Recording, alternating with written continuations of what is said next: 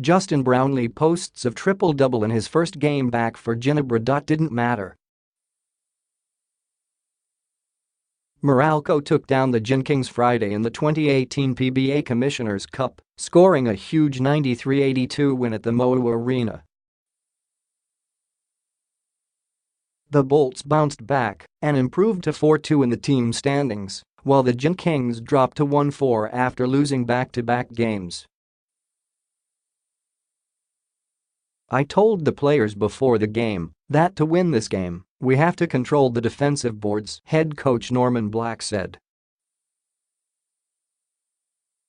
"I thought Arinze stepped up and pulled a lot of rebounds tonight," he added. Meralco actually lost the total rebounding battle, 46-47, but won the defensive side of it, 37-34. Importer Arinze Onuaku also went beast mode, finishing with 24 points and 23 rebounds in Meralco's win.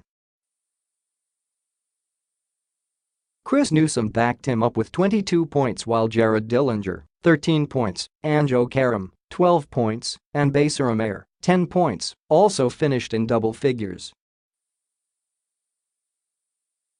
It was a chippy game between the two rivals with a fair share of mini-skirmishes featuring Coach Tim Cohn vs.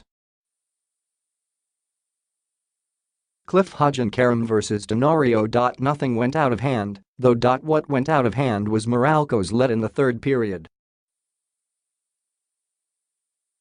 The Bolts opened up a 17-point lead late, 73-56, setting the tone in the fourth. Ginebra never got close in the final 12 minutes.